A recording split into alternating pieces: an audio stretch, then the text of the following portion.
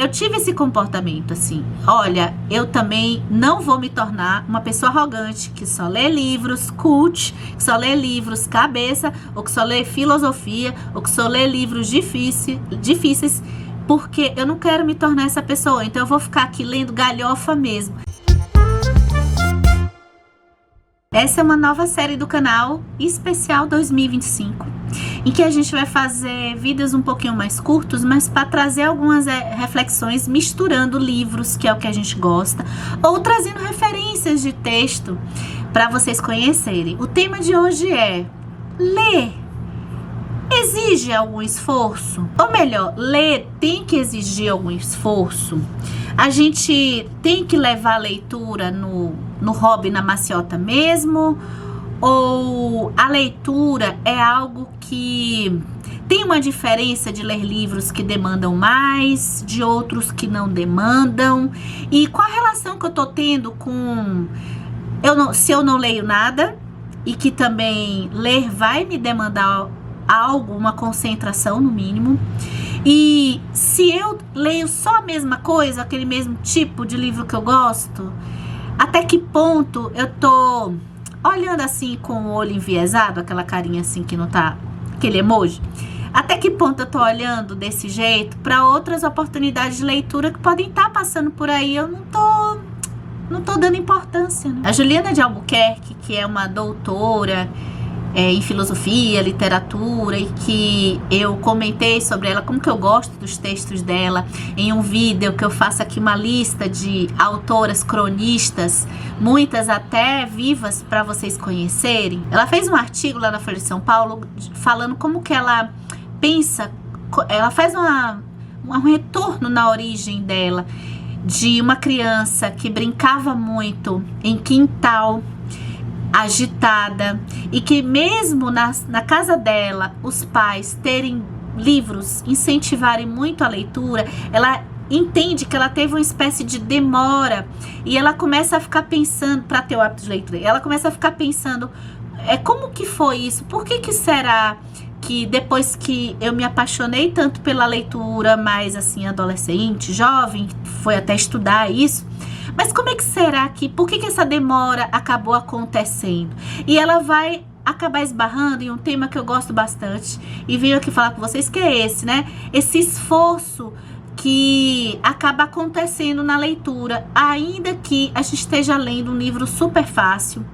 O que a gente tem com a leitura, especialmente nos dias atuais? E a Juliana até comenta a famosa pesquisa do ano passado, que deu o declínio de leitores que o Brasil perdeu. Aqui no canal Comparando Livros a gente conversa sobre isso, que é, a gente tá em uma época e que isso, a tendência é continuar, pode ser até que tenha um retorno histórico um pouco, porque às vezes acontece isso, mas a gente tá, cada vez a gente foi caminhando, ó, pensando aqui, ó, no começo dos anos 2000, a gente viveu até mais ou menos 2010, a era dos blogs, né? Acho que mais ali para 2004, 2005, a era dos blogs. Nos blogs, a gente começou a surgir as redes como Twitter e tal, e que direcionava a gente para textos. Então a gente ainda teve essa coisa na internet de ter os jornais impressos foram também migrados para a internet. Então a gente ainda tinha, mesmo com a televisão, que também surgiu aí no século XX, a gente tinha ainda, os textos continuavam circulando e os livros nunca deixaram de existir. Só que se a gente pensar ali do século XIX para cá, o aumento da produção de imagens e da circulação disso tudo. Eu tô até aqui, que eu tava gravando outro vídeo, eu tô até aqui com um livro que ajuda muito a gente a entender, que é o Nexus, do Yuval Harari, que é o escritor do Sapiens, Uma Breve História da Humanidade, em como que também a circulação de imagens, o que antes as nossas referências estavam muito restritas, vou botar aqui lá, antes do século XVIII, né? Muito restritas a aquela cidade que a gente vivia, então já tinha ali uma gravura para chegar imagens na nossa cabeça, para a gente construir essas imagens, a gente tinha um poder de imaginação. ainda maior, porque a gente ouvia histórias orais e a gente tinha que imaginar. A leitura, do ponto de vista atual, eu penso que é uma das práticas das mais difíceis. Eu acho que eu comparo a leitura um pouco à meditação e respiração, né? O zazen. Por quê? Porque ela é uma atividade, primeiro, é uma atividade individual. Claro que a gente pode estar falando aqui em alguém contar a história para outra pessoa também. Mas o processo de decodificação de códigos, ainda que eu esteja ouvindo ou ainda que eu esteja lendo, ele é um processo que está muito dentro da nossa cabeça. E para a gente se concentrar nesses códigos que estão contando pra gente alguma coisa, a gente precisa do famoso foco. E aí, lendo o texto da Juliana de Albuquerque, que eu vou deixar o link aqui no box de informações desse vídeo no YouTube, eu fui pensar também lá atrás da minha origem, da minha infância, né? Na parte de leitura. Eu acho que eu já contei em outro vídeo de como que talvez aí dentre os booktubers, eu esteja numa lista talvez até quase inexistente, com pouquíssimas pessoas, porque eu não sou aquela pessoa que tem hábito de leitura desde a infância. Ao contrário, eu fui uma criança hiperativa, mas não tinha essa coisa de diagnóstico, TDAH, essas coisas. Então, os meus pais, eles incentivaram realmente, embora eles não tivessem sido leitores, eles liam muito coisas do trabalho deles. Eu não conseguia ficar sentada lendo uma história porque eu era muito agitada, embora eu construísse muitas histórias na minha cabeça. A minha adolescência, a minha juventude ali na faculdade, eu fui fazer área de exatas. E o hábito de leitura era algo que eu ficava sempre mirando em poucas pessoas ao meu redor. Ao meu redor, na vida pessoal, porque essa minha adolescência não tinha ainda a internet. Já tinha, mas estava começando discado. Então, quando eu estava na faculdade, estava ainda naquela internet discada. Lá em casa só foi chegar depois, eu já estava na metade da faculdade, enfim. Eu não tive, então, ao meu redor, as pessoas que me cercavam não eram pessoas, assim, leitoras. Eram pessoas que liam livros aqui e ali. Eu lembro de poucos colegas mesmo que tinham esse hábito de leitura. Eu já comento em outro vídeo como que também o ensino no ensino que hoje é o ensino médio, como que essa coisa da obrigação de ler clássicos tirou muitas pessoas que até gostavam de ler do hábito de leitura. Na minha escola, a experiência não foi legal. O que eu quero dizer aqui naturalmente, eu acredito que com tanta concorrência de imagens, e no meu caso, eu sou a cria da televisão. Então, a televisão ainda era algo que me deixava um tempinho ali entretida, porque na televisão a imagem já vem pronta. É uma concorrência para quem tem uma sensibilidade de algo imediato.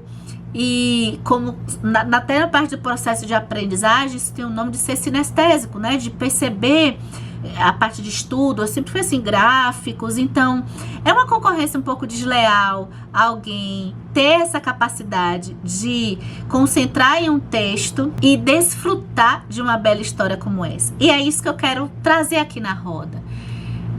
Na minha experiência, eu acho que ler acabou passando por diversos fatores, até tem vídeo aqui, mas me veio uma constatação de que ler é treino. Treino e vontade. Mas claro que cada um tem a realidade que cada um tem e o momento certo e períodos que a gente pode estar mais predisposto a forçar de forma inicial qualquer hábito. A gente tem que forçar um pouco no começo. Quando eu passei a ter hábito de leitura, foi muito assim. Eu tava com muita vontade de conseguir mergulhar em um livro e depois em outro livro, e uma história foi puxando a outra, e ainda assim o tempo que eu ficava era um tempo que eu tinha que fracionar, que eu não tinha uma condição.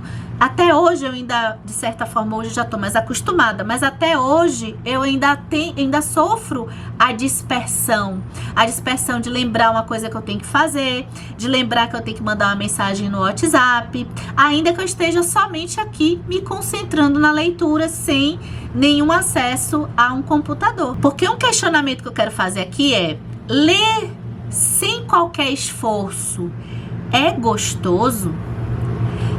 é saboroso, talvez ler o mesmo tipo de livro não seja uma coisa legal. Olha, a doutora Ana Lembeck, ela vai, nesse livro aqui, Nação Dopamina, comentar a sua experiência quando ela se viu, de certa forma, viciada, devorando, essa coisa de devorar livros, que, veja, não é nada pra gente cancelar o fato de devorar livros, mas a gente perceber se isso não tá acontecendo de uma forma repetitiva, porque ela fala da experiência que ela teve com vários romances eróticos, em que ela ficava devorando as mesmas histórias, e acabou que aquele tipo de leitura, ela sentiu que já não tava, tinha uma coisa errada por ali. Só um parêntese, que eu acho que isso vale também muito para as séries de TV, que hoje é tudo pra gente maratonar.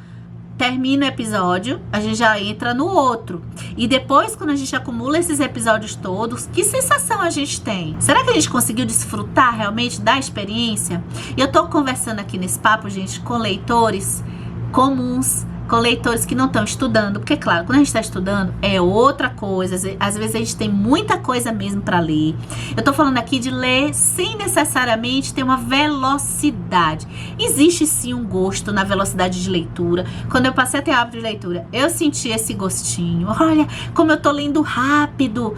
Só que sim, a gente pode reservar até um espaço ali para ler um livro rápido, mas será que não é uma hora da gente pensar que, puxa vida, se eu tô lendo um livro rápido, será que eu tô perdendo a capacidade de desfrutar de algumas temáticas que eu precisaria de um tempo maior para refletir sobre elas? Eu tô passando muito rápido nas páginas, eu tô terminando um livro, já pegando outro, eu não tô parando para degustar aquela história. E o que falar dos livros cult?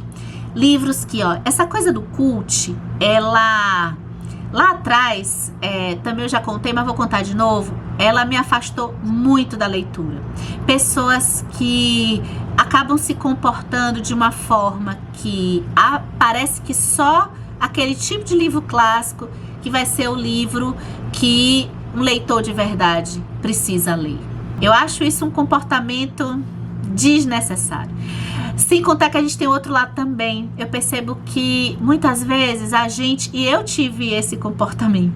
Eu fico atenta para não voltar a ter nenhum dos dois. Eu tive esse comportamento assim. Olha, eu também não vou me tornar uma pessoa arrogante que só lê livros cult, que só lê livros cabeça, ou que só lê filosofia, ou que só lê livros difíceis, porque eu não quero me tornar essa pessoa. Então eu vou ficar aqui lendo galhofa mesmo. Só que aí, será que a gente está perdendo a oportunidade de pensar sobre um livro que vai exigir mais da gente?